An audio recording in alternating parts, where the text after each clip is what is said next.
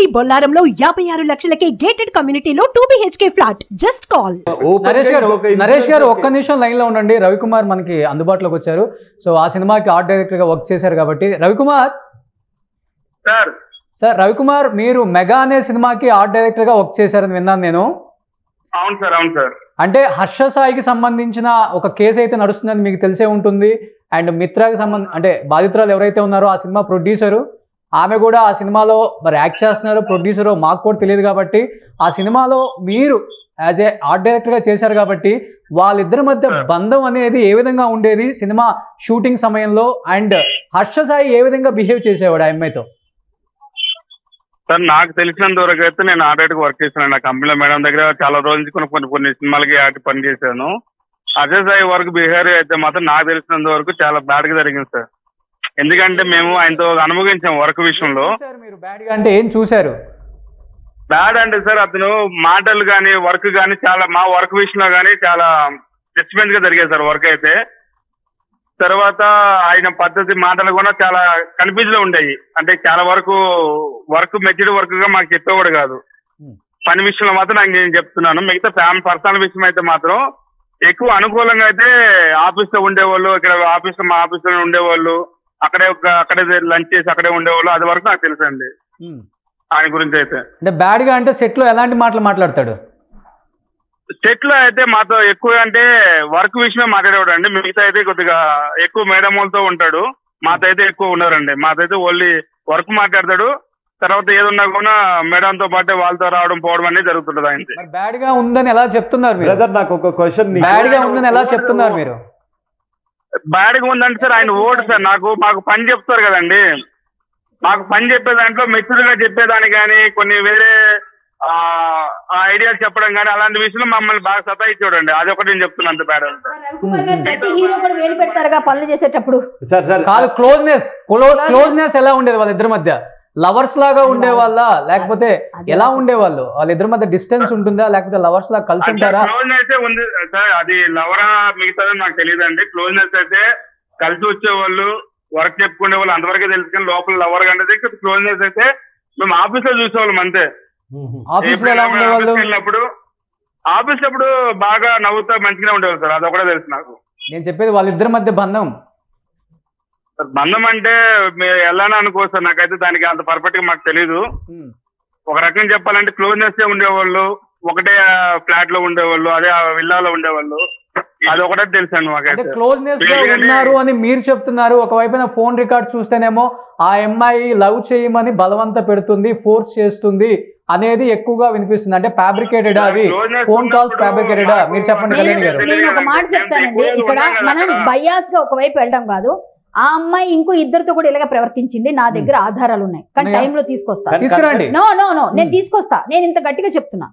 Yes, ఆ అమ్మాయి character గురించి నేను మాట్లాడాల్సిన అవసరం నాకు లేదు. బట్ అమ్మాయి అందరితో అలా ప్రవర్తిస్తే ఈ అబ్బాయి కూడా బలయ్యాడేమో, మనం అది కూడా చూడాలి కదా. వాళ్ళు చాలా తెలివైన వాళ్ళు. వాళ్ళు ముందే టెన్షన్ లేకుండా హ్యాపీగా ఈ అమ్మాయితో బాగా ఇదవ్వలేదు, ఈ అబ్బాయి పిచ్చోడు అనుకోండి, లేదా ఇంకోటి అవ్వండి, ఈ అబ్బాయి కొంచెం దగ్గర అయ్యాడు, అందరికీ సేమ్ ఆఫర్స్ ఇచ్చింది ఆమె. నీ కార్ కావాలా, నీకు ఫ్లాట్ కావాలా, నీకు సినిమా కావాలా.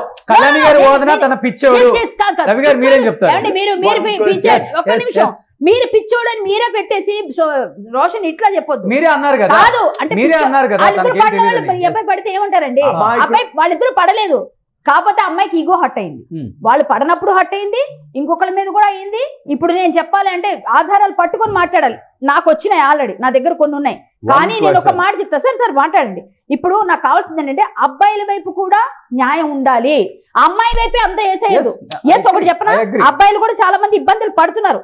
ఇప్పుడు మొన్న లావణ్య కేసులో మనం గట్టిగా మాట్లాడాల్సి వచ్చింది. ఎందుకు వచ్చింది? ఆ అమ్మాయి ఈ అమ్మాయిని కూడా అట్లనే మనం కొన్ని విషయాలు మాట్లాడాలి కదా. సో ఈ అబ్బాయి తప్పు లేదు అన్నట్లే, వేరే విధంగా తప్పు ఉందని చెప్పట్లేదండి. ఎందుకంటే వ్యక్తిగతంగా మీరు ఇండస్ట్రీలో ఉన్నారు, అందరం తెలుసు. ఇప్పుడు ఏదైతే రాజ్ తరుణ్ అన్నామో మీకు వ్యక్తిగతంగా తెలుసు, నాకు తెలుసు. ఏదైతే జానీ మాస్టర్ అన్నామో మీకు తెలుసు, నాకు తెలుసు.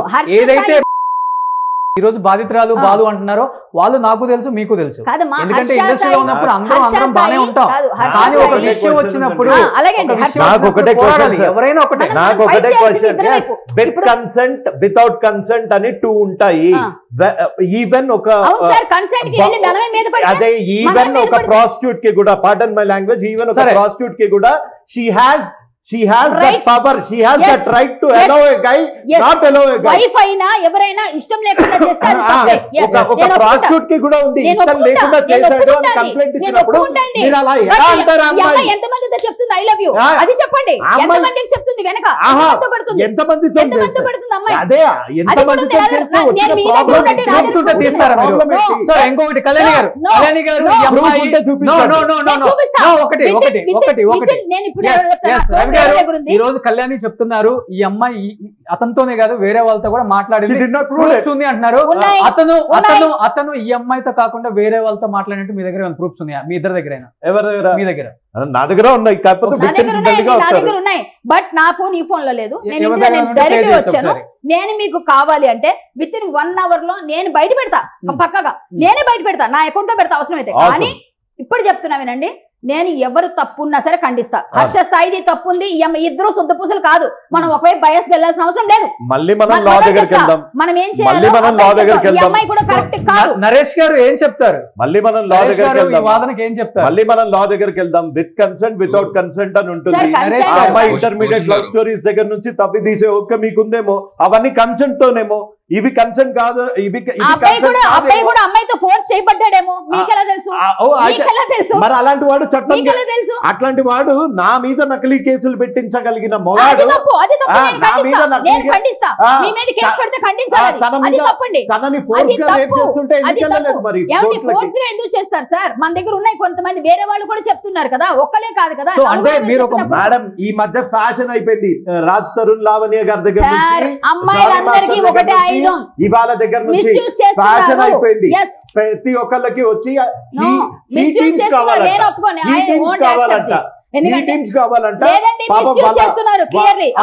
రేపు రోషన్ మీద కూడా ఎవరైనా వేయొచ్చు. అప్పుడు కూడా అట్లా మాట్లాడతామా? రోషన్ అంటే మనకు తెలీదా? ఇక్కడ చాలా చాలా అంటే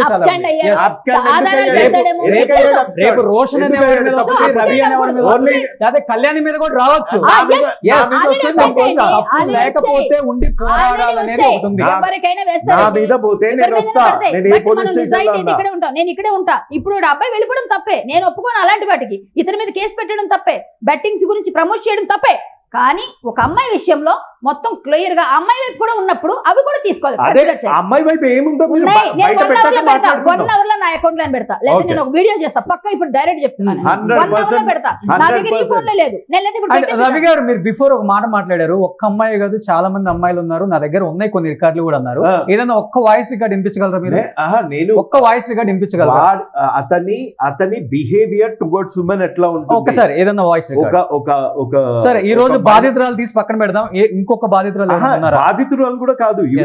ఈవిడ సాయం గురించి 10 రోజులు మన ఆర్కే బీచ్ లో ఉన్న ఒక ఆవిడతోని ఎలా మాట్లాడాడో ఒక్కసారి ఎలా మాట్లాడాడో. పాపం ఆవిడ ఏడ్చుకుంటూ వీడియో చేసి పంపించారు, అది కూడా రోషన్ కి పంపించా.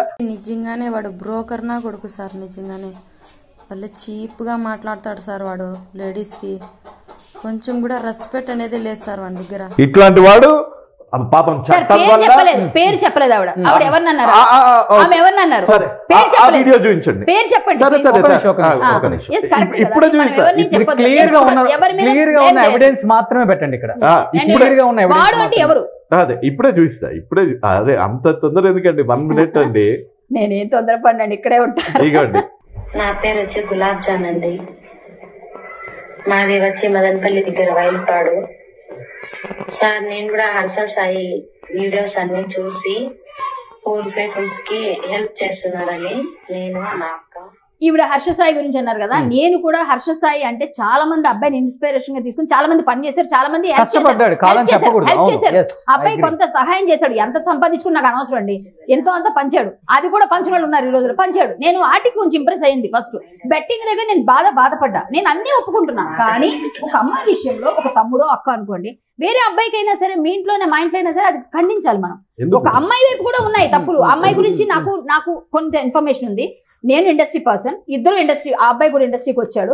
బట్ ఆ అబ్బాయి కొంచెం arrogant గా అబ్బాయి ఏదో ఒక బిల్డ్ చేసుకున్నాడు అనుకుంటే దాన్ని ఖండించండి. ఆవిడ అలా మాట్లాడుతున్నాడు అంటే ఇక్కడ బయట వినిపిస్తుంది ఇంకోటి, కళ్యాణి గారు వ్యవస్థను మేనేజ్ చేస్తున్నాడు, పోలీస్ వ్యవస్థ మేనేజ్ చేస్తున్నాడు.